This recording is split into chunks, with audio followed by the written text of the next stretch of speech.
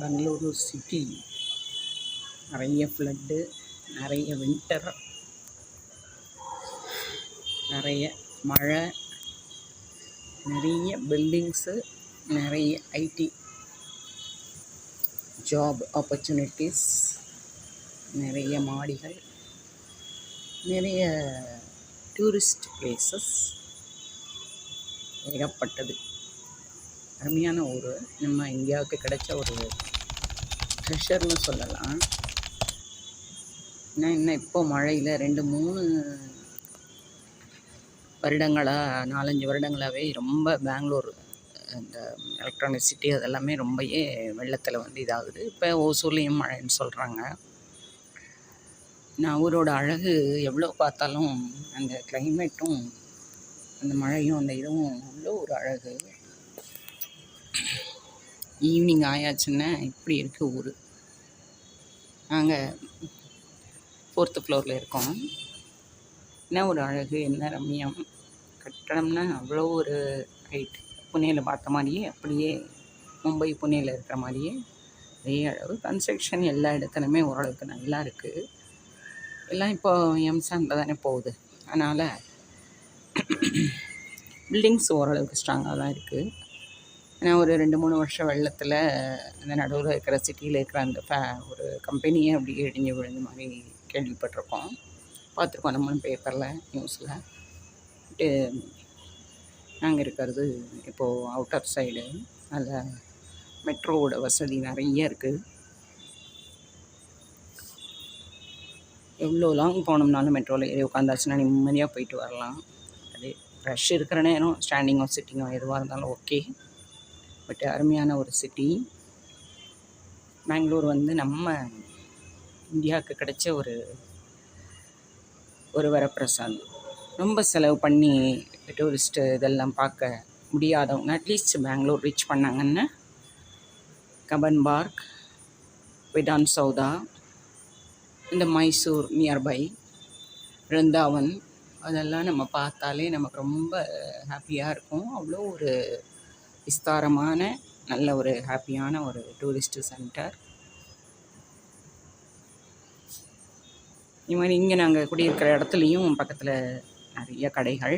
இன்னும் கோவில் போகணும். நான் இப்போ தான் ஒரு 2 days ஆகுது. என்ன ரேஞ்சில் நமக்கு 15,000 10,000லேருந்து வீடுகள் அழகாக நமக்கு ரெண்ட்டுக்கு வந்து கிடச்சிடுது. ஓன் ஹவுசஸும் நல்லா கன்ஸ்ட்ரக்ஷன் நல்லா பண்ணி இண்டிவிஜுவல் ஹவுசஸும் நிறைய கிடைக்குது. So I am enjoying the city. வசதிகள் எதுவுமே குறையில்லை. இன்னும் கொஞ்சம் ரோடுகள் வந்து இந்த மழையினால் பாதிக்கப்பட்டு மேடு பள்ளங்கள் ரொம்ப அதிகமாக இருக்குது. அது வந்து எப்பயுமே கவர்மெண்ட் வந்து சரி பண்ணிகிட்டே தான் இருக்குது. இருந்தாலும் ஒரு இடத்துல சரி பண்ணால் இன்னொரு இடத்துல மேடு பள்ளங்கள் வந்துக்கிட்டு தான் இருக்குது. ஸோ என்னுடைய ஒரு சின்ன ஒரு சந்தோஷத்தை ஷேர் பண்ணிக்கிறதுக்காக நான் இந்த வீடியோவை உங்களுக்கு ஷேர் பண்ணுறேன். அதில் அந்த ஆரஞ்சு கலரில் தெரியறது சன்செட் ஆகிற இடம். ஈவினிங் ஆனோடனே ஆரஞ்சு கலரில் அந்த சன் வந்து செட்டிங் ஆகுது. கிளைமேட் வந்து பகல் பூராமே நல்ல ஒரு சம்மர், நல்ல ஹாட் சம்மர் சூப்பராக இருக்குது. ஈவினிங் ஆயாச்சுன்னா நைட்டு 10 மணி 11 மணிக்கு மேலே நம்ம தூங்குகிற நேரம் வைங்களேன், சரியான மழை கொட்டி குவிக்குது. சத்தமே இல்லாமல் இடி மின்னல் எல்லாமே இருக்குது. மழையும் ஹெவியாக பெய்யுது. ஆனால் மார்னிங் வந்து எல்லாமே ஆஃப் ஆகிடுது. ரொம்ப அமைதியாக ஒன்றுமே நடக்காத மாதிரி மார்னிங் வந்து எல்லோரும் ஒர்க்குக்கு போகிறதுக்கு நல்ல தோதாக ரொம்ப ஹெல்ப் பண்ணுது. ஸோ இந்த ஊரோட இது எல்லாருக்குமே நிறைய தெரியும். நிறைய பேர் இங்கே தான் இருக்காங்க. நானும் என்ஜாய் பண்ணியிருக்கேன். பட் இப்போது அங்கே வந்து இது பண்ணுறதுனால அந்த ஒரு சந்தோஷத்தை ஷேர் பண்ணிக்கிறதுக்காக இந்த வீடியோ பதிவு பண்ணுறேன். என்னுடைய வீடியோ இப்போ தான் நீங்கள் பார்க்குறீங்கன்னு உங்கள் நண்பர்களோட ஷேர் பண்ணிக்கங்க. உங்கள் லைக்ஸ் எனக்கு எப்பயுமே ரொம்ப தேவை. உங்கள் நண்பர்களோட என்னுடைய பதிவுகளை ஷேர் பண்ணிக்கங்க. மேலும் நல்ல புதிய வித்தியாசமான பதிவுகளோடு உங்களை சந்திக்கிறேன். Moon is rising. மெதுவாக மூன் வந்து வெளியில் வருது. சன்செட் ஆனோடனே மூன் மெதுவாக வெளியில் வருது. இவ்வளோ ஒரு அருமையான காட்சியாக இருக்குது. இயற்கையோட அழகு வந்து சொல்லி முடியாது. மெது மெதுவாக மெது மெதுவாக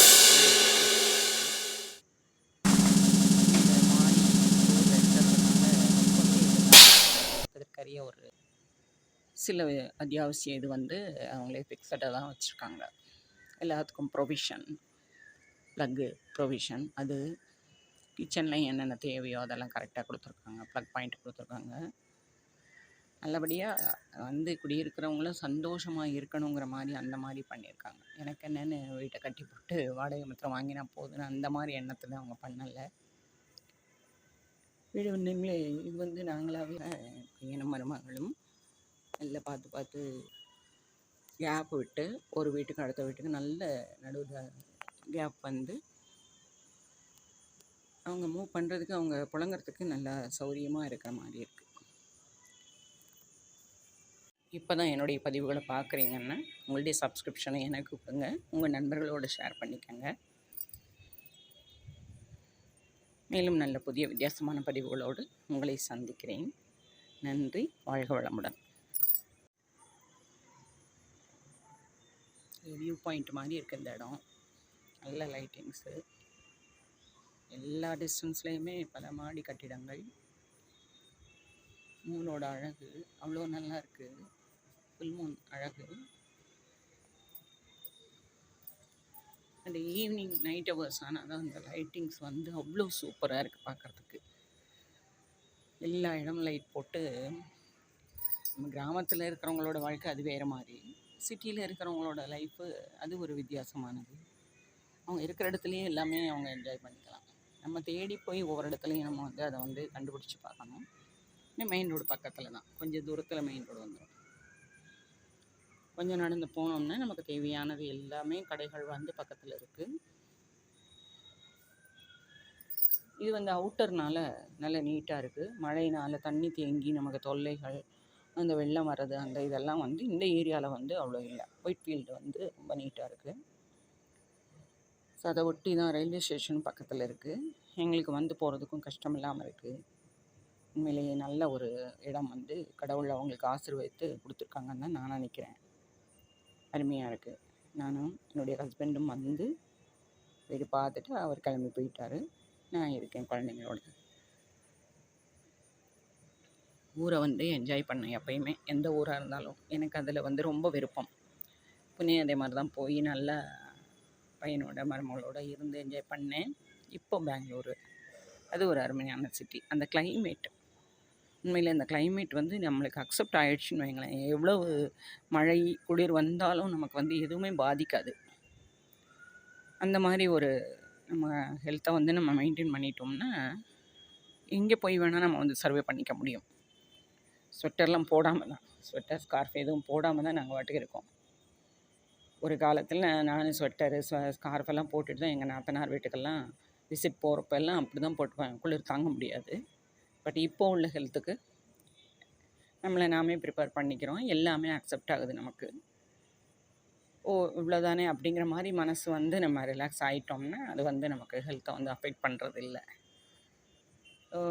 ஒரு அருமையான ஊரை பற்றின ஒரு சின்ன தகவல் சொல்கிறதுக்காக தான் என்னுடைய இந்த பதிவை உங்களுக்கு தருகிறேன். நன்றி, வாழ்க வளமுடன்.